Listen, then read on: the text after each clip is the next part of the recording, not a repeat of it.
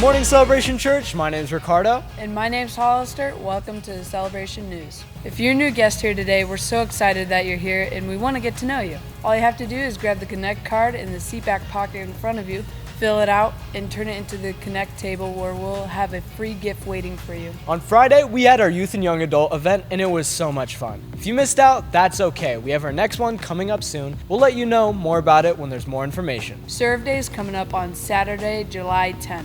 It's an excellent way to serve people in our community, so make sure you stop by the Connect table after church and sign up. Today is baptisms. If you didn't sign up to get baptized, that's okay. After service, we have spare clothing and a place for you to get changed, so make sure you don't miss out. If you want to keep up with us, make sure to follow us on social and sign up for our email newsletter on our website.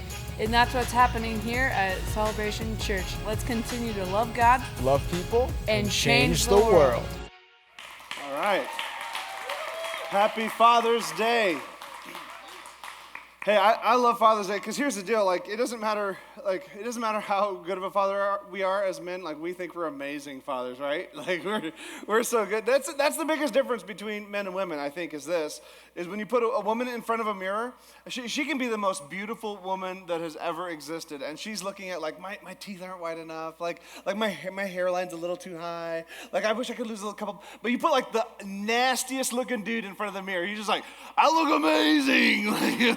I'm so good. So happy Father's Day to all fathers. We look awesome. So happy Father's Day to everybody.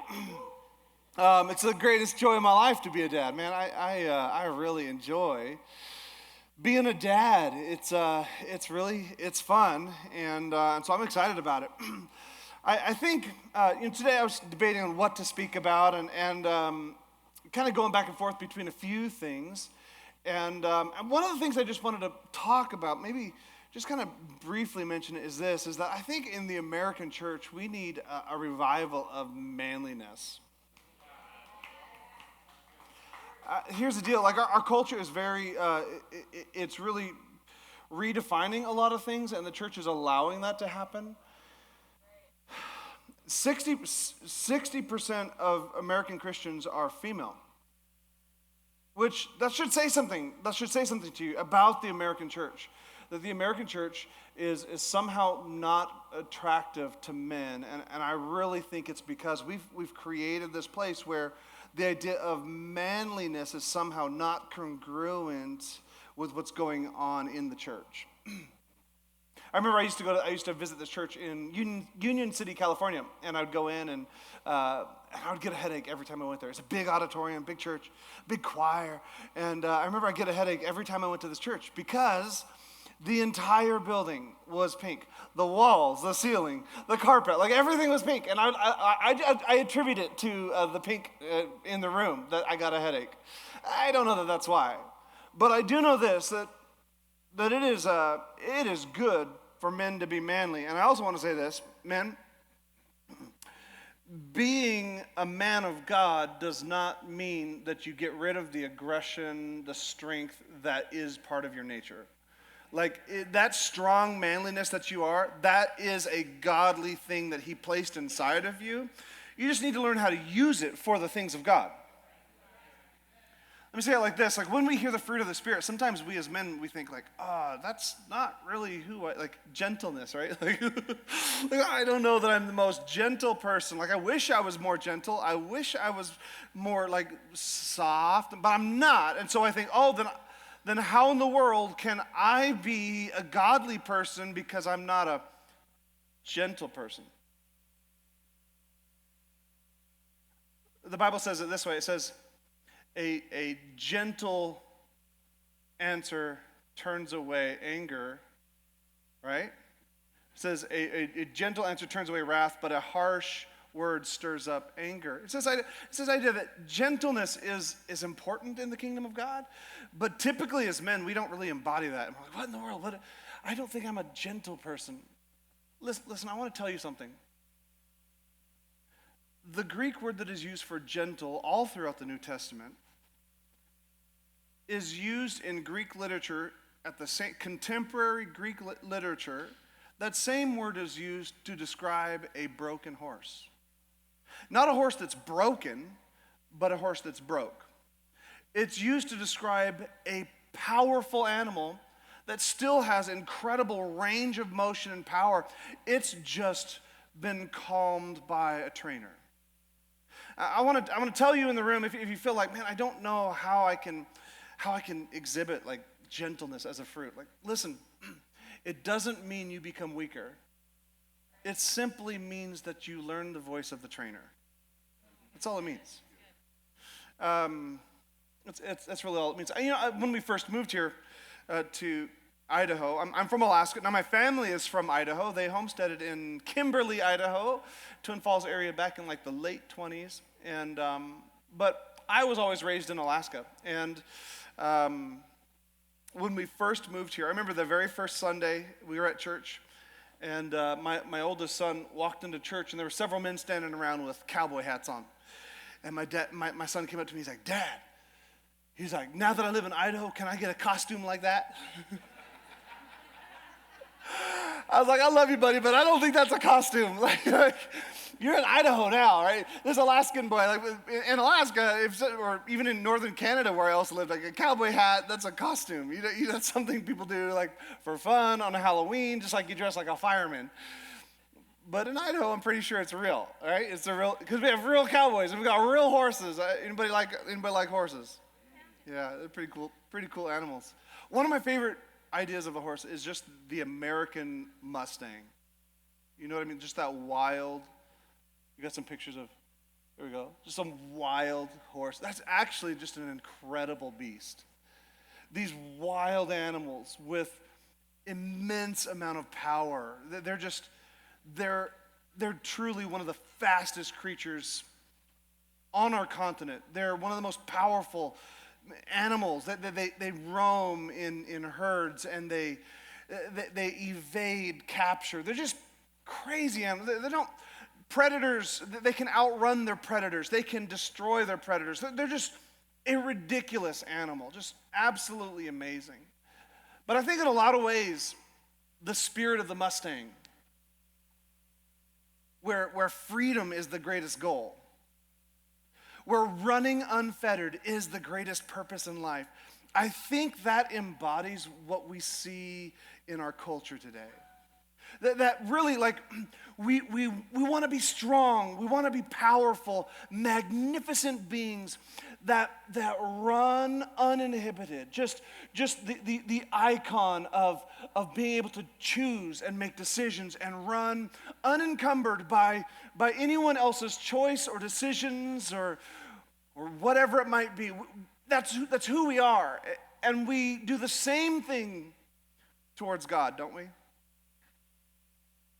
So many times we want to run with the instincts of our lives after the passions and desires of our life. Just incredible potential in these animals, incredible opportunity in these animals. But because their one ambition is to run free, they're never able to experience the greatest potential that lies within them.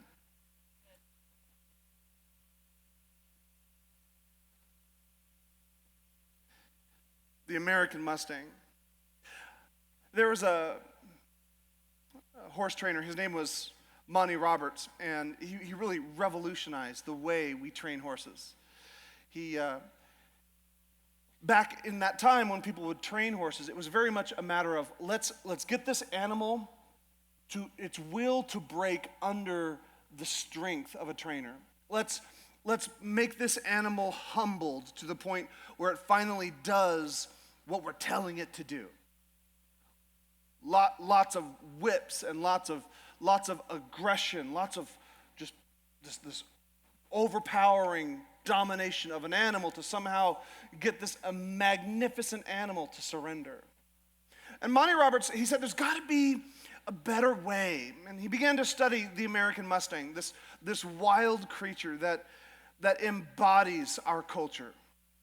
And as he watched the American Mustang, he saw that these animals actually, they communicate with each other. They have patterns of behavior and and body language that communicate back and forth. And people began calling him the horse whisperer because he could break a horse. He could get a horse trained without ever cracking a whip at it, without ever beating the animal. He could just use body language to get this animal to finally come under his influence.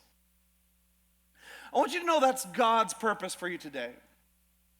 God's purpose for you is to bring the fruit of gentleness into your life. The fruit of gentleness does not look like you're super passive and have no strength and you don't have a voice and we're just going to wash over your personality. That's not what it is.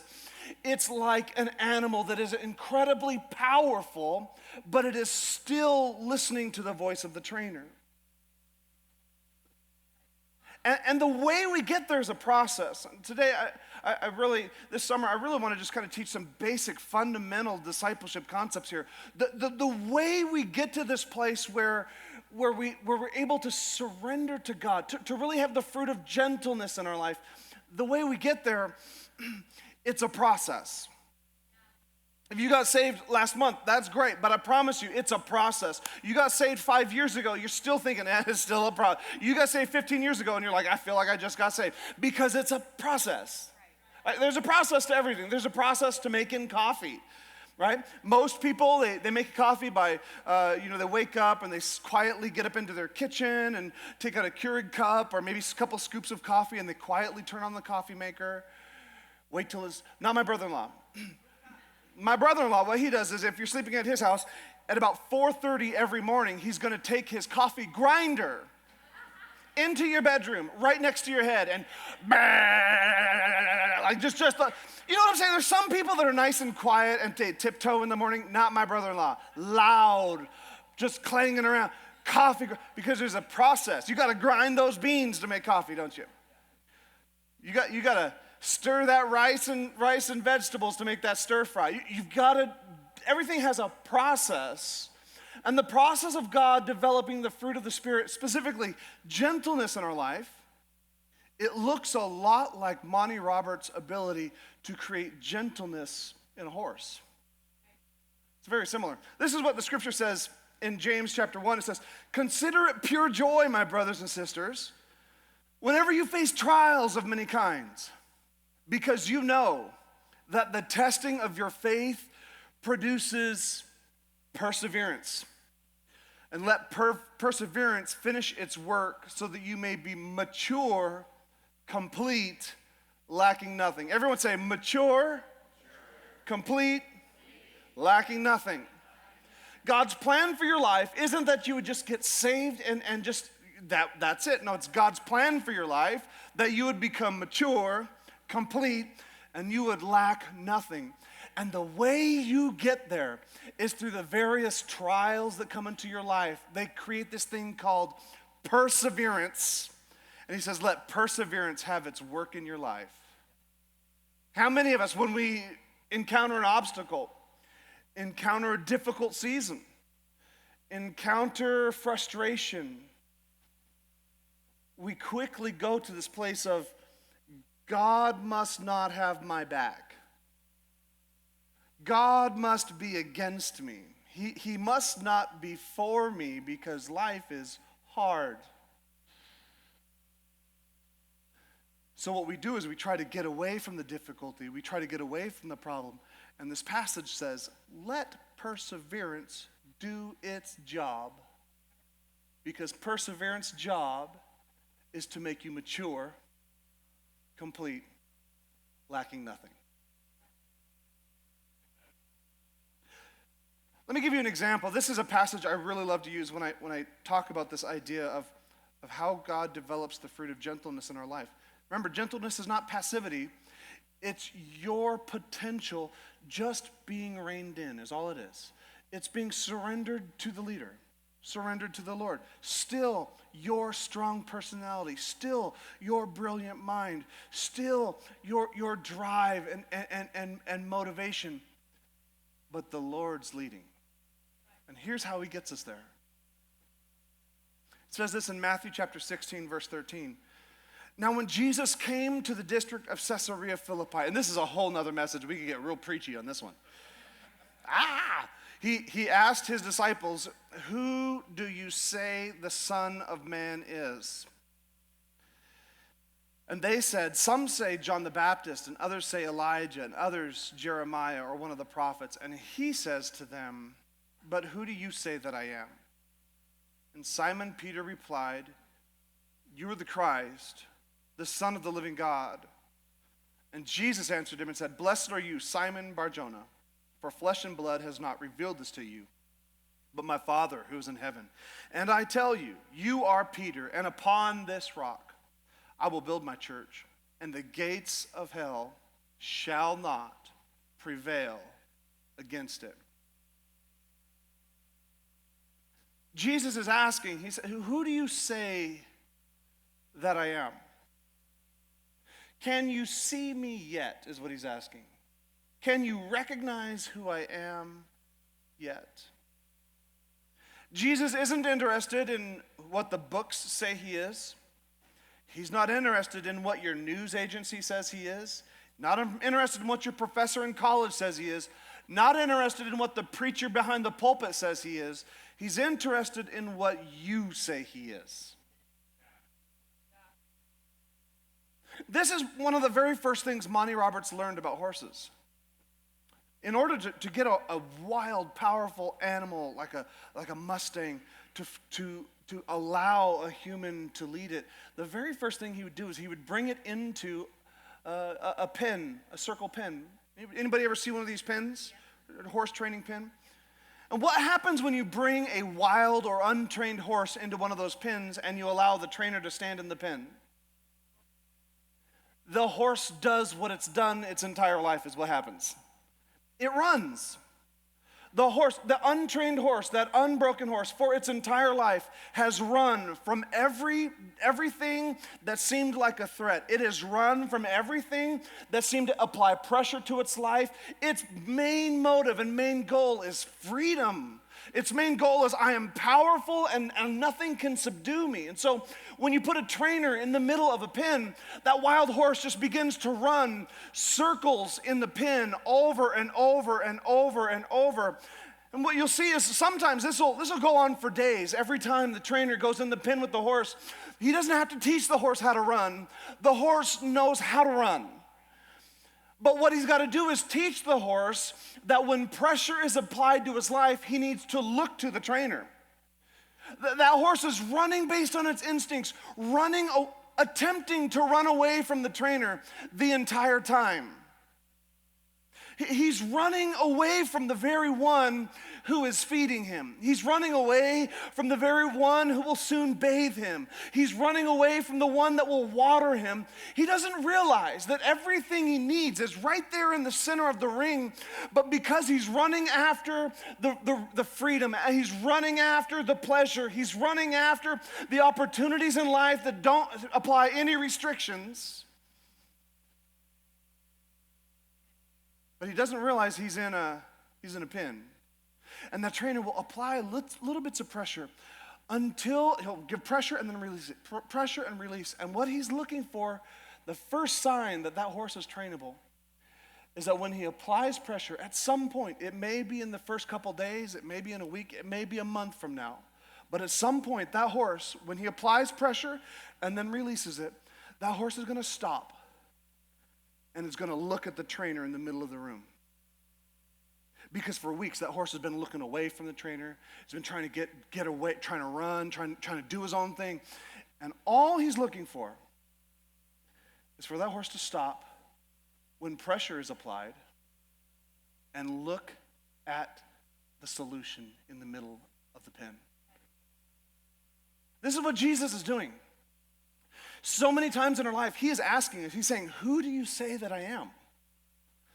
And we're running. And we're saying, "I just need a little more money." And he's saying, "Who do you say that I am? I just need my wife to be kinder." "Who do you say that I am? I just need another degree." "Who do you say that I am?" And we're running and we're chasing after things this world tells us will provide us success. And the entire time, he's not going to interfere. He's not trying to change our mind. He's just waiting for us to look at him and say, I need you. I don't know about you, but there's been times in my life when I was running, when I was foaming at the mouth, trying to do my own agenda, and as pressure was applied, I finally looked to the Lord and said, Lord, you're the Christ. You're the Son of the living God. But he doesn't stop there with Peter. He doesn't stop with just look at me, know who I am. He goes further. He says, it says this in Matthew 16:19. He says, I will give you the keys. So Peter looks at Jesus, and Jesus says this, I will give you the keys of the kingdom of heaven. And whatever you bind on earth shall be bound in heaven. And whatever you loose on earth will be loosed in heaven. Can you imagine God speaking directly to you saying, whatever you want to happen, I'm going to make it happen. I'm giving you the kind of authority that when you speak, mountains move. I'm going to change and transform your life. Everything you want, everything you need, I'm there for you. I want you to know that he's done that for you. I want you to know that if you're walking in his authority, you have that. But then what happens is Jesus then tells Peter that it's not going to turn out perfect. He says, Peter, it's not going to work out the way you think it's going to work out. I've got to go away. Like this is not going to, I'm going to die. And it's going to be a crazy ride, Peter.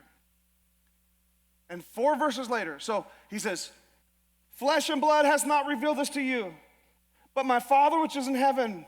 Blessed are you, Simon Bar-Jonah. He says, here's the keys to the kingdom of heaven. Whatever you loose on earth will be loose in heaven. Whatever you bind on earth will be bound in heaven. Amazing encounter with God. And 4 verses later, Peter's responded and said, you can't die. You can't go down this route. You can't do all this. 4 verses later, Jesus says these words, get behind me, Satan. You are a hindrance to me, for you are not setting your mind on the things of God, but on the things of man. Can you imagine this? Peter has just been given the keys to the kingdom of heaven. He's been able to see the revealed Messiah. And 4 verses later, the revealed Messiah is saying, you're the devil.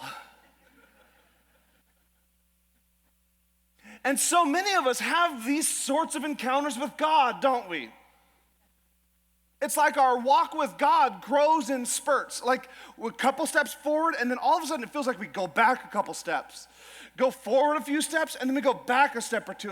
And we feel like, man, I'm failing him. Or it feels like every time I move forward, it feels like God isn't actually satisfied with what I'm offering. It feels as though sometimes, you tell me if I'm wrong, but it feels to me like sometimes God is like, I have grace and mercy for you. I have just peace and compassion for you. Come close to me, son. And then in just a few more moments, it's like, here's a whole pile of difficulty. Enjoy that.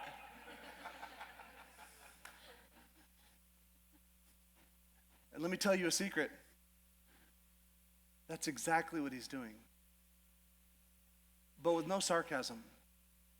He's doing it because he is trying to pull gentleness out of your spirit. He's not trying to break you. He's not trying to crush you. He's trying to get you to recognize that he's in the center of the ring. He's good, he's pure, he's gentle, and he's trying to pull you close to him. This is exactly what Monty Roberts learned with horses. By watching the behavior of these wild Mustangs, Monty Roberts realized that through body language, you can communicate to horses. Have you ever squared up your shoulders and done this to a dog? Have you ever done that? Because if you haven't done that, you have not lived yet. You square up your shoulders and get in an aggressive posture towards a dog, and that dog, not sure what to expect, right? That dog, his tail might wiggle, but he's not sure. He's not sure. And then what happens is if you just turn your body to the side, this is where you're weak. In nature, this is where you're vulnerable. If you turn your body to the side, your dog will come running to you because you're using body language to whisper to your dog. And Monty Roberts learned the same thing about horses. And through the same exact method of confronting a horse, followed by come close. Confrontation, come close. Confrontation, come close. Apply pressure, and once the horse responds to pressure, release. Over and over and over again. What happens is this: he's able to train a voice to come to his command. He's able to train a horse to be ridden without ever cracking a whip, without ever harming it, without ever beating it, by simply applying pressure and then inviting him into relationship.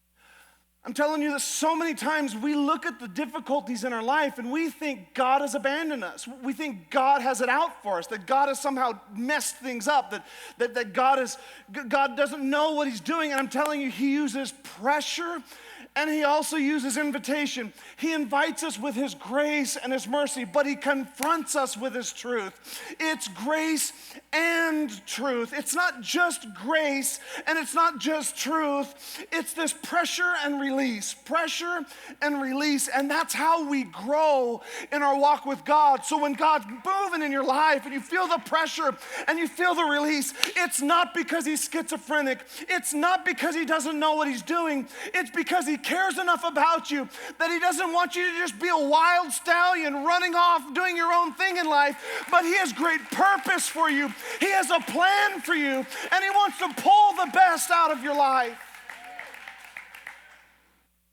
He is the great trainer, the great horse trainer. And those things that we go through in life, sometimes we think that God is just not, he's not being available to us. He's just making me endure this thing, have some perseverance. And I want to tell you that it says, let perseverance have its work so you can be mature, complete, lacking nothing. Have you ever felt like that horse running in circles around the stable, just running? It seems like you're running the same path. It's just different people. You're running into the same person. You thought, like, if you would just change your job, you'd get into a better situation. You change your job and the exact same personality shows up in your new job. Same problem, different face.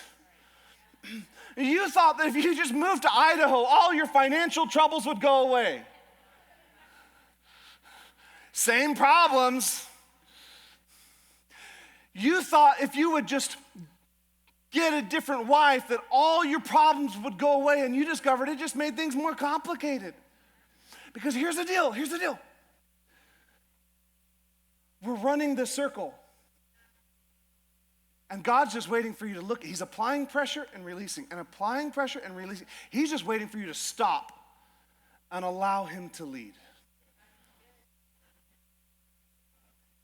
We go through the same tests in life over and over again. Not everything is a test in life. Some things are true tragedies.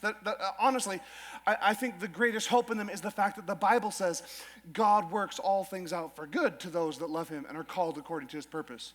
There are some things I cannot tell you that I think are the will of God at all. But there's other things that are clearly God trying to pull this attitude of gentleness out in us. But because we want to rule our own selves, because we want to be a self-made woman or a self-made man, we're constantly opposing him. I mean, think about this, like when it comes to tests. In school, you take the tests until you pass them. Somebody's like, you can do that? Yeah, you can do the grade again. You can do, not anymore, right? Not anymore. Now everybody gets to pass. My son, he's not here, but he thinks it's funny, so he would tell you this. At the end of school this year, he went into the office and he's like, okay, so I just want to know what the schedule is for summer school. And they're like, what do you mean? And he's like, I just need to know when I need to be here. they're like, Hollis, you don't have summer school. He's like, no, my last name is Yaden. Y-A, look in the computer. Y-A-D-O-N. They're like, you don't have summer school, but he's like, oh, like the Lord liveth, the Lord reigneth, you know. Here's the deal. You moved to Idaho and you took a driver's test. And you didn't want to tell anybody this, but you probably didn't pass it the first time. You're like, he ain't lying, he's in the Word. Because you didn't know what open range was or like what driving with cows was, and you didn't know that at four-way stops you're supposed to just look around wide-eyed and go like this.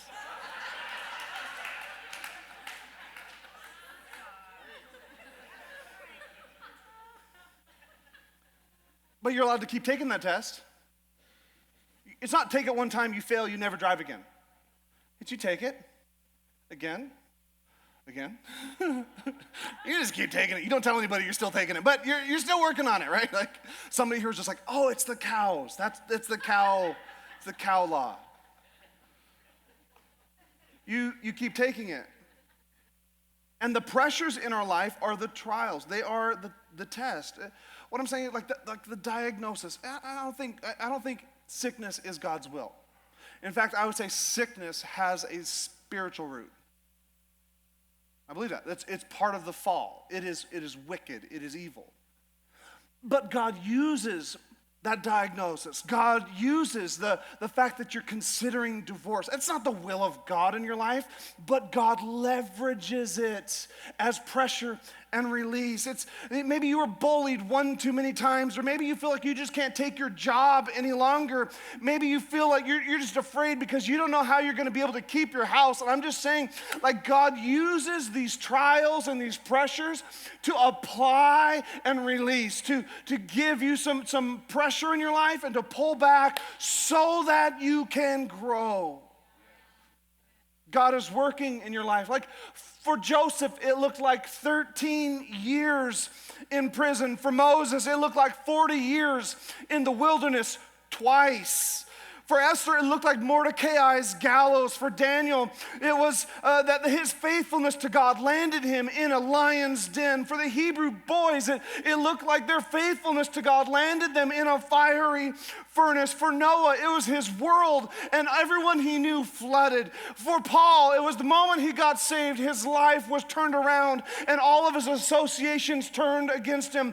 For Jesus, it was being tempted by the devil 3 times in the wilderness while fasting and pursuing God. I'm just saying God uses this idea of pressure in our lives and release in our lives so that we can grow.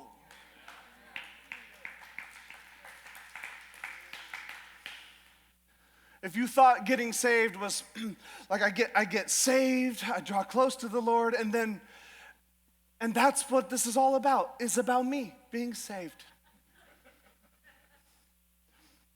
Then you fooled yourself. Because truly, the God of this age is self. And God's agenda isn't just for you. God's agenda is to actually provide gentleness in your life by pushing difficulty and then saying, my grace is sufficient. By allowing hardship and then saying, my mercy endures forever. And when he does this, he pulls out of us this gentleness that can be leveraged for the greatest purpose that God has purposed in your life.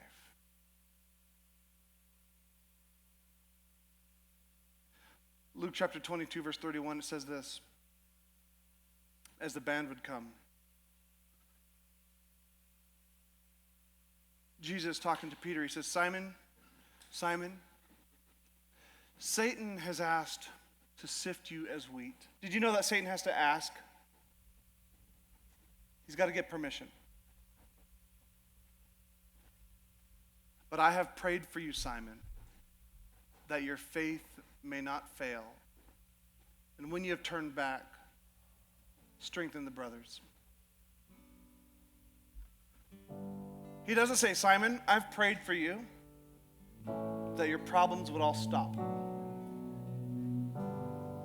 He doesn't say, Simon, I've prayed for you that your life would turn around and everything would be perfect. He said, I've prayed for you that your faith would not fail. I'm talking to somebody in the room today. You've just been wondering, how do I get out of this thing? How do I turn this around? And I'm saying, you know what?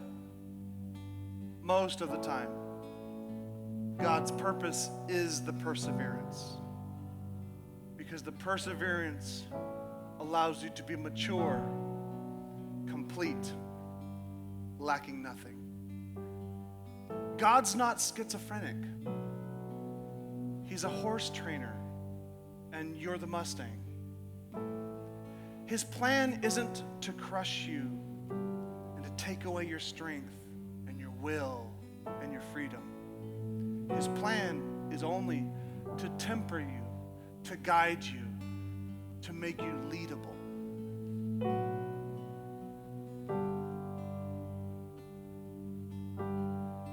So today, as you look at those struggles, or you look at those seasons where it felt like God was one way this day and one way this day, know this,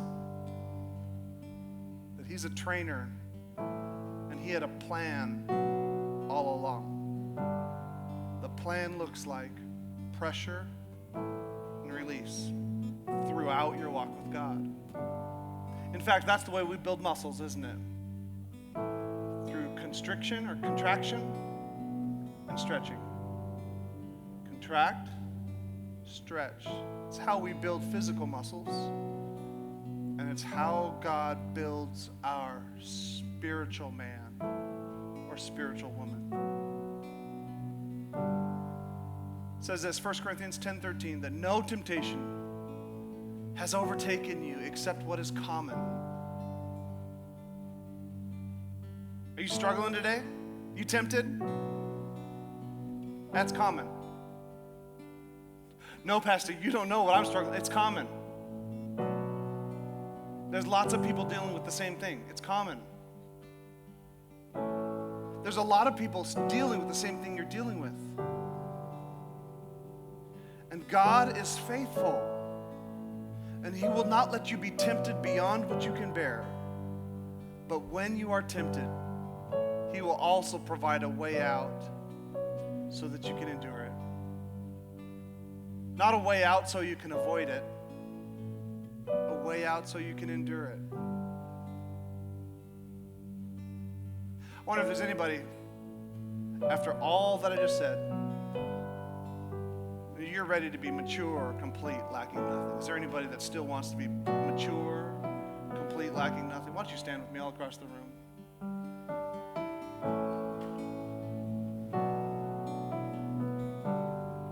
Come on, why don't we just go to the Lord? Lord, I ask right now that you would just give us a confidence in your plan. When we find ourselves running in circles, wide-eyed and afraid, Lord, I pray that you would remind us that you have an agenda, you have a plan, and it's not to harm us, it's not to do us ill will, but it's a hope and a future that can only happen if we will surrender to your gentle touch. God, I pray for those right now that are walking through the pressure and they're wondering if you're harsh and overbearing. If maybe your judgments aren't just. And I pray right now that we would just simply surrender to your agenda, to your plan. This world has its own agenda. Jesus, we choose to surrender to yours. God, I pray for those people right now that are just experiencing the grace of God. This is a wonderful season for them. They feel like you are constantly speaking to them, drawing them closer. I pray that even now, that you'd encourage them. That when the confrontation comes, they would know it's you pulling greatness out of them. It's not you opposing them.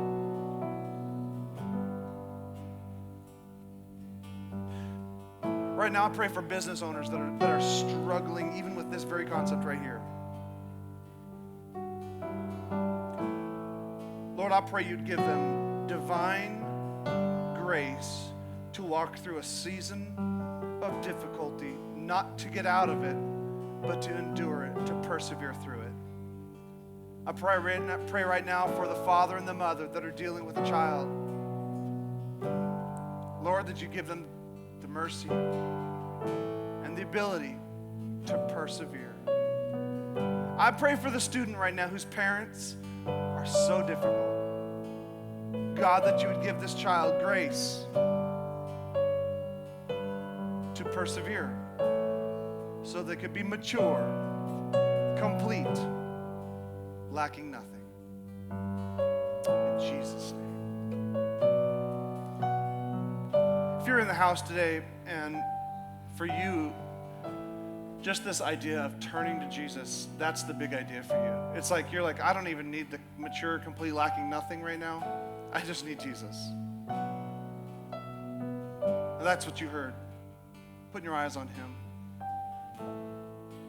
If that's you, would you just kind of indicate to me that you want to give your life to the Lord, just so I know who I'm praying with? Is there anybody? Come on. I like the bold hands. I like bold hands. Come on. Here's what we're going to do. We're going to pray right now. And in the middle of our pressure, we're going to turn our eyes towards Jesus. Pray something like this. God, I've been running. I've been doing my own thing. And I'm sorry. In fact, when things get hard, I often look away from you. But right now, Lord, I choose to turn towards you. I'm turning away from what I used to turn towards, and I'm turning towards you. I believe that Jesus died, was buried, and rose again. So right now, Jesus, say these words, Jesus, be the Lord of my life, and I'll follow you every day I live. Come on, church family. This summer, we just had some people make the best decision of their lives. This summer, I want to encourage you not to think that every hardship is God off duty. That God is somehow not graceful just because he's got pressure. Instead, this summer, allow his work to make you mature, complete, lacking nothing. God bless you. If you just gave your life to Christ, we're so incredibly proud of you, but we don't want to leave you hanging. You can go into the link in the description below for next steps. At the end of every service, we want to send you off with a blessing. So say this with us. The Lord bless you and keep you. Make his face shine upon you and be gracious to you. May the Lord turn his face towards you and give you peace. Have a great Sunday. We'll see you next week.